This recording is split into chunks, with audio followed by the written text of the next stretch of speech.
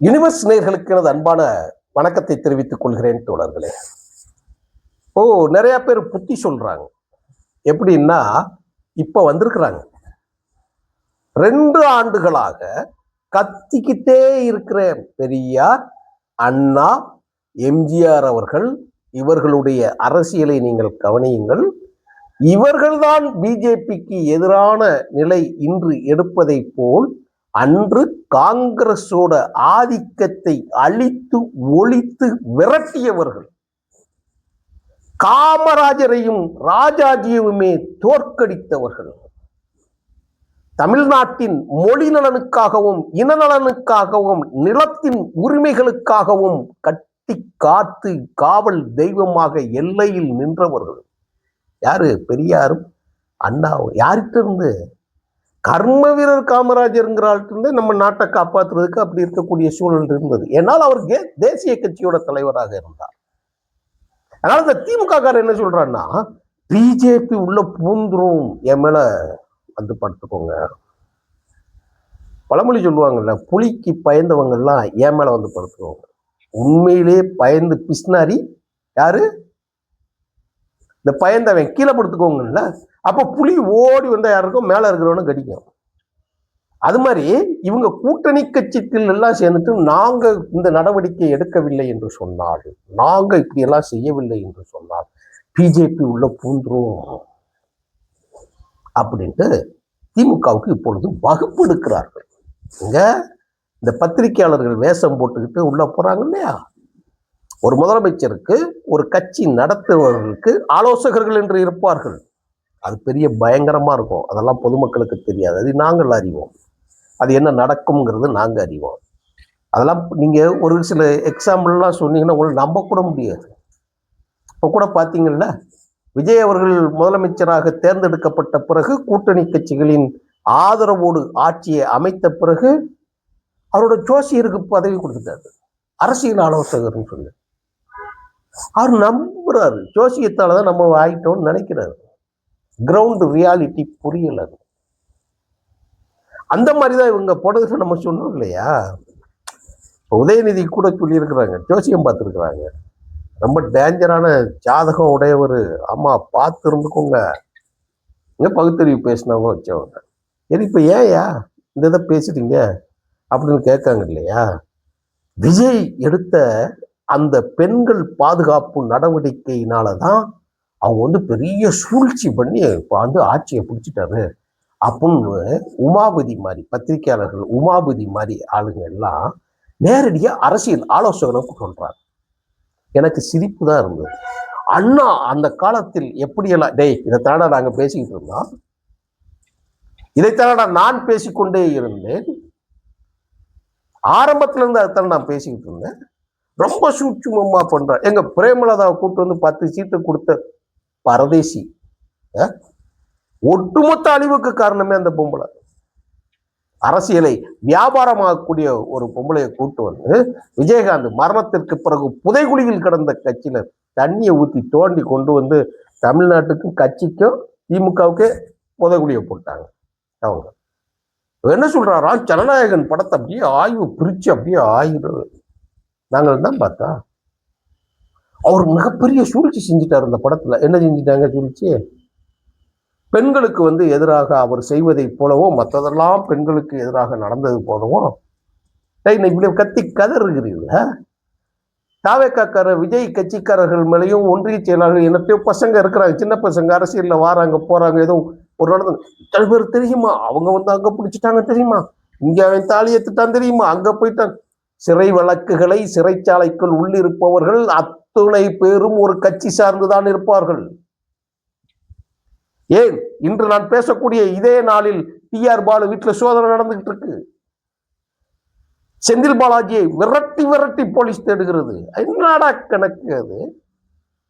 அதிமுக ஆட்சி காலத்துல இருந்தா ஸ்டாலின் பேசினப்ப செந்தில் பாலாஜி ஒழிக்காம விட மாட்டேன்னு பேசினாப்ப, நசுக்காம விட மாட்டேன், சிறைச்சாலைக்கு தள்ளாமல் விட மாட்டேன், அவ குடும்பத்தையே தூக்குவேன், அண்ணன் தம்பி 2 பேரையும் நான் விட மாட்டேன் பேசின ஆளு. திமுகவுக்கு செந்தில் பாலாஜி வந்த உடனே செந்தில் பாலாஜி மாதிரி ஆளு உண்டா? சீட்டை கொடுத்துட்டாங்க, மாவட்ட செயலர் பதவியை கொடுத்துட்டாங்க, ஏரியாவை கொடுத்துட்டாங்க. அவ பாதுகாக்கிறதே திமுகவுக்கு வேலையா இருந்தது. என்னடா அரசியல் நீங்க? பிளட்டீஸ் அரசியலா பண்றீங்க நீங்க? இப்ப இங்க வந்து சொல்றாங்க விஜய் மட்டும் அப்படியே கிழிச்சிட்டாங்களாம். ஏன்? கலைஞர் பேத்தி கருணாநிதி அவர்களுடைய மகன் மு.க. ஸ்டாலினோட பேத்தி கயல்விழி ஒரு பேங்க் மேனேஜரை செவுட்ட கட்டி அடிச்சாப்லையே. என்னை பார்த்து பேசும்போது கையை இப்படி வச்சிருப்பியா? நீங்க கையை இப்படி வச்சிருந்தாராங்க பேங்க் மேனேஜரு. லிஃப்ட் ஒர்க் ஆகலைங்க, வாடகை இவ்வளவு கொடுக்குறோமே, வயசான ஆளுக வர முடியல, கொஞ்சம் பார்த்து செய்யுங்க. என் முன்னாடி இப்படி உட்காந்து மன்னர் பரம்பரைல இந்த பத்திரிகைகள், இந்த பெண்களை பாதுகாக்கக்கூடிய இந்த புலிகள் எங்க புடுங்க போனாங்கன்னு தெரியல. ஒரு புடுங்கியவும் ஆளை காணோம். முக்கிய பேசுற செந்தில்வேலு ஆளை காணோம், உமாபதி ஆளை காணோம், இந்த கருப்பழனிய பொண்ணு கபோதிகளை ஆளை காணோம். எத்தனை பேருட அரசியலை வந்து நீங்க என்னடா நீங்க வாங்கி தின்பதற்கும், நீங்கள் தின்று கொழுப்பதற்கும், நீங்கள் அரசு பதவிகளை அனுபவிப்பதற்கும், ஆட்சியில் இருந்தவனை குளிர வைத்துக் கொண்டு நீங்கள் திரிந்து அலைந்து கொண்டிருந்தவர்கள் மக்களை மாய வலையில் சிக்க வைத்து ஏமாற்ற நினைத்ததை புரிந்து கொண்டு உங்களை விரட்டி அடிச்சிருக்கிறாங்க. அதான் உண்மை. அப்படியே இந்த கேரக்டர்ல வந்து பொம்பளை போயிட்டாங்கன்னா இப்படி என்ன, இப்ப கயல்வெளியம்மா இருந்தது, கோர்ட்டுக்கு போகணும்னு சொல்லி போனோம், எஃப்ஐஆர் கொடுத்துட்டாங்க, போலீஸ் விசாரணைக்கு கூப்பிட்டுருக்குறாங்க, விசாரணைக்கு இந்த அம்மா போயிருக்குது, 4 பிரிவுகளில் வழக்கு போடப்பட்டிருக்கிறது, வழக்கு எஃப்ஐஆர் பதிஞ்சிருச்சுல்ல. அப்ப நீங்க என்ன செய்யணும்? நேரா போய் போலீஸ் ஸ்டேஷன் ஜாமீன்லயே விடுவிச்சுட்டாங்க. அந்த அம்மா வெளியே வந்துருச்சு. ஏன்னா ஒரு இது காட்டுறேன் பாருங்க, எனக்கே பரிதாபமாக தான் இருக்குது. அதை இந்த நிலை யாருக்கும் வரக்கூடாது, ஆனாலும் நீங்க அதை செஞ்சிருக்க கூடாது இல்லையா? இங்க பாருங்க அந்த அம்மா எவ்வளவு அப்ராணியா எப்படி வருது பாருங்க. போலீஸ் ஸ்டேஷன்ல இருந்து இந்த அம்மா வெளியே வருது, ரொம்ப பாவமா வெளியே வருது ஒரு ஆளோட. நமக்கும் வருத்தம் தான் இருக்கிறது. ஏன் உங்களுக்கு கோபம்? ஏன் இந்த ஆத்திரம்? ஏன் ஒரு வங்கி ஊழியரை அடிக்க வேண்டும்? அந்த அதிகாரமும் எப்படி உங்களுக்கு வந்துச்சு? நீங்க பேசுறீங்களே சிங்க பெண்கள்ல சினிமால வந்து பெண்கள் கேரக்டரை மட்டும் அப்படியே வச்சு முன்னிலைப்படுத்தி விஜய் ஆட்சிக்கு வந்து விட்டார் அப்படின்னு நீங்க சொல்றீங்களே. ஸ்டாலின் என்ன சொன்னாரு? பெண்களுக்கு சிறப்பு திட்டம் நாங்க கொடுத்துட்டோம், பேருந்து மூலம் போக சொல்லிட்டோம் நாங்க அப்படின்னு சொல்லி சொன்னது யாரு? பெண்கள் எங்கள் பக்கம் வந்து விட்டார்கள். இங்க அடிச்சது யாரு? கிழிச்சது யாரு? நம்ம அதைத்தான் நாங்க கேட்கிறோம், வைக்கிறோம். அப்படியே அண்ணாவோட அரசியலை நீங்க அப்படியே எடுத்துடணும். கருணாநிதி அன்னைக்கு எப்படி அரசியல் பண்ணா தெரியுமா? எதிர்த்தவர்களை எல்லாம் அழித்தார்கள். அது பேர் பாலிடிக்ஸ் ஆடாது, ரவுடித்தனம். அது பேர் ரவுடித்தனம். ரவுடித்தனத்தை கையில் எடுக்க சொல்றீங்களா நீங்க? அதன் விளைவுதான் இன்று ஆட்சி இழப்பு உங்களுக்கு. அதை நீங்க தெரிஞ்சுக்கணும். இந்த புத்தி எல்லாம் போய் திமுகவுக்கும் ஸ்டாலினுக்கும் கேட்டீங்கன்னா, முதல்ல நான் சொல்லுகிறேன், திராவிட இயக்கத்தின் காப்பாளர், திராவிட இயக்கத்தின் மெய்காப்பாளர், திராவிட இயக்கத்தின் நலம் விரும்பி திராவிட இயக்கம் இன்னும் 1000 ஆண்டுகள் மலர வேண்டும் என்று சொன்னால் இப்படிப்பட்ட புல்லுருவிகளை முதல்ல நீங்க தூக்கி குப்பையில ஓடுங்க. அதிகாரத்தில் இருந்து கொண்டு பத்திரிகையாளர்களையும் இன்றைக்கு இருக்கக்கூடிய வலைதளங்களில் இணையங்களில் செயல்படுபவர்களையும் நீங்கள் இழுத்து உள்ள வச்சுக்கிட்டீங்கன்னா எல்லாம் முடிஞ்சு போகும். நீங்க நினைச்சு போட்ட தப்பு கணக்கு உங்களை இன்னைக்கு போய் கொண்டு போய் பக்கத்துல வச்சிருங்க. விஜய் அதை கவனிக்கல. அண்ணா வந்து அப்படியெல்லாம் அரசியல் பண்ண வந்து அண்ணாவை போல் அரசியல் இருக்கணும். நான் ஒண்ணு சொல்லட்டுமா? வருத்தப்படக்கூடாது. அதுக்கு நீங்கள் முதலில் அண்ணாவை போல் வாழ வேண்டும். இந்த பல்லாவரம் மாநாட்டுல நடிகர் சத்யராஜ் வந்து பேசினார். பொன்விழா வைகோ அவர்களுக்கு எடுக்கும்போது சொன்னாங்க, ஒரு வார்த்தை சொன்னார் அவர் அந்த மாநாட்டில். வைகோ அவர்களை விமர்சனம் செய்யக்கூடியவர்களுக்கு நான் சொல்லுவேன், வைகோ அவர்களை போல் ஒரு நாள் போராட்ட களத்திலும் அவருடைய எழுத்து பணியிலும் சமூக நலனிலும் அவருடைய நாடாளுமன்ற பணியிலும் மக்கள் நலனிலும் வாழ்ந்து பாருங்கள்னு சொல்லி சொன்னார். நீங்க ஸ்டாலினுக்கு அண்ணாவை போல இருக்கணுங்க, முதல்ல அண்ணாவா அவர் இருக்கணும். சும்மா பேப்பர்ல எழுதி வச்சுக்கிட்டு படிச்சுக்கிட்டு இருக்க கூடாது.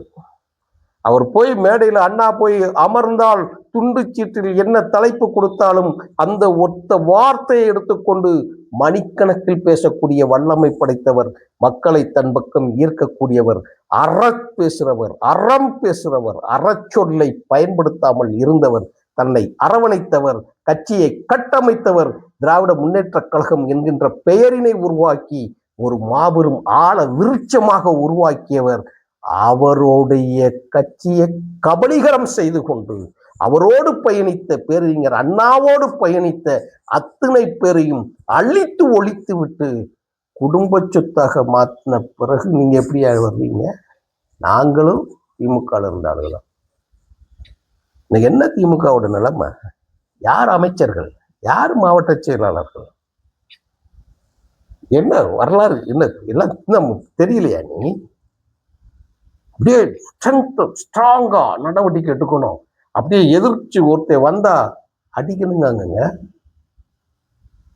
வளர விடக்கூடாதுங்க. எங்க இப்படியே சொல்றாங்க. இந்த மாதிரி ஆளுகளைத்தான் நீங்க இவ்வளவு நாளா திமுக கூட வச்சிருந்துருக்கு. Be careful. திமுகவுக்கு தான் சொல்றேன், நல்லதுக்கு தான் சொல்றேன். இந்த மாதிரி ஆளுகளோட பேச்சை கேட்டு இருக்கிறதையும் இழந்து விடாதீர்கள். நன்றி, வணக்கம் தோழர்களே.